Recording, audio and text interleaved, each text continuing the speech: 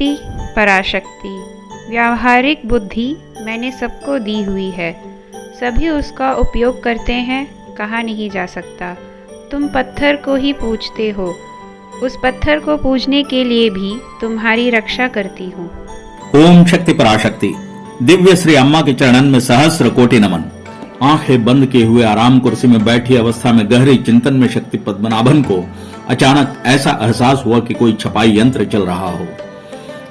क्या अभी तक जो गुजर गया उसे ही सोच रहे हैं? जल्दी निकलें, डॉक्टर के पास जाना है, ऐसा उनकी पत्नी शक्ति गोमती ने कहा।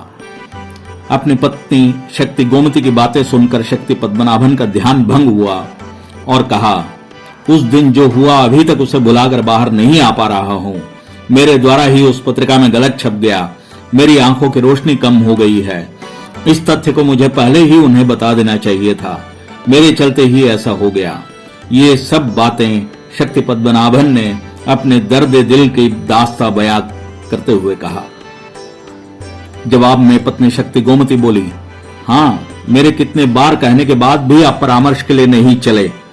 अभी आंखों की रोशनी इतनी कम हो गई है कि हस्ताक्षर करने में भी तकलीफ हो रही है। अभी दृष्टि भी गई, नौकरी भी गई।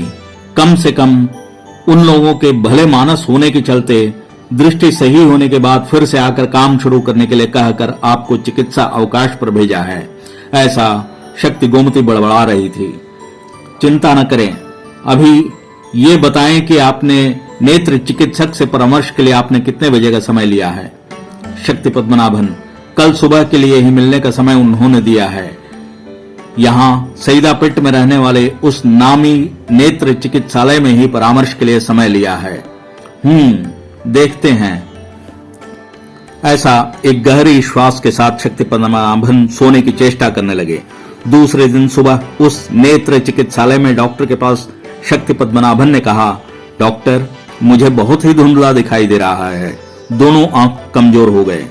उनके आंखों के परीक्षण करने वाले डॉक्टर ने कहा,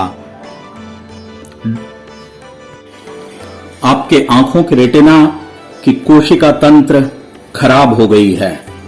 आपने अगर पहले ही दिखाया होता तो ठीक किया जा सकता था।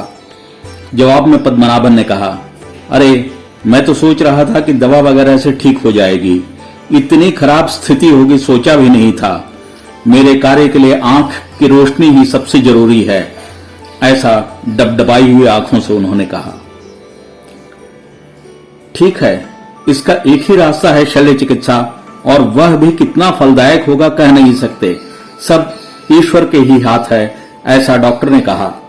इसे सुनकर पति पत्नी बहुत ही व्यथित हो गए। 2 दिनों के बाद शल्य चिकित्सा के लिए व्यवस्था उस डॉक्टर ने करवा दी। इस बीच उस चिकित्सालय के एक और डॉक्टर ने शक्ति पद्मनाभन का परीक्षण कर कहा कि इनकी दृष्टि तंत्र गलगला सा हो गया है। शल्य चिकित्सा से दृष्टि पूरी चली जाएगी, फिर लौटेगी नहीं। अब आप इन्हें घर लेकर जाएं। शक्ति गोमती उस पहले वाले डॉक्टर के पास जाकर गिड़गिड़ाने लगी। फिर उस पहले वाले डॉक्टर ने सोचते हुए कहा, हे बहन, आप बंगारू अम्मा के कहे अनुसार हर इतवार को एक एक चिकित्सालय 20 सेवादारों के साथ जाकर सभी रोगियों को बिस्कुट, मौसमी, कुमकुम और नीम पत्र प्रसाद देते आए हैं। इस चिकित्सालय में भी आपको ऐसा करते हुए मैंने देखा है। आप मरवतूर जाकर बंगारू अम्मा से यह सब बोलें और उनसे आज्ञा लेकर आएं। शक्ति गोमती मिल मरवतूर पहुंची। चरण कमल वंदना के समय अम्मा को देखते ही इतने दिनों से दबा कर रखी गई भावनाएं और चिंता मां के पास उड़ेल दिया। अम्मा, मेरे पति को दोनों आंखें नहीं दिख रही है, उन्हें काम पर आने से मना कर दिया गया है। डॉक्टर को दिखाए तो उन लोगों ने शल्य चिकित्सा के लिए कहा, पर वे कह रहे हैं कि उसमें भी खतरा है। जवाब में तुरंत दिव्या श्री बंगारू अम्मा ने कहा, वह देखो, कपड़ा धोने वाला पत्थर पड़ा है। जैसे ही शक्ति गोमती ने उधर देखा, उनके आश्चर्य का ठिकाना न रहा। उस पत्थर से कुमकुम निकलने लगा।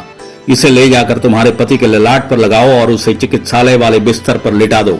शेष सब मैं देख लूंगी, मैं उसे दृष्टि दूंगी, ऐसा अम्मा ने कहा। उस दिन उस नामी नेत्र चिकित्सक के सपने में भी दिव्य श्री अम्मा जाकर कहा, मेरा भक्त है, उस पुत्र की शल्य चिकित्सा करो, मैं सब देख लूंगी। इसके बाद पूर्व निर्धारित तारीख को शल्य चिकित्सा की गई। मैडम, आपके पति की शल्य चिकित्सा सफलतापूर्वक संपन्न हुई, दृष्टि वापस मिल जाएगी, ऐसा डॉक्टर ने खुशी का इजहार करते हुए कहा। कितने आश्चर्य की बात थी।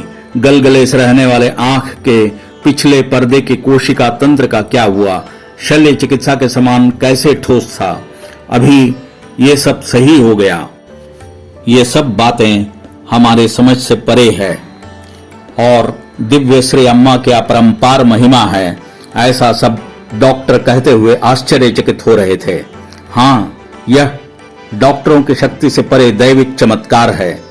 अभी पद्मनाभन की दृष्टि पुनः पूर्ण रूप से लौट आई है, फिर से अपनी नौकरी में लग गए और सफलतापूर्वक कार्य का संचालन कर रहे हैं। हे शक्तिगण, आध्यात्मिक गुरु दिव्य श्री अम्मा इस भक्त के परिवार में कैसी दृष्टि देकर उस परिवार के प्रकाश को वापस लौटाए।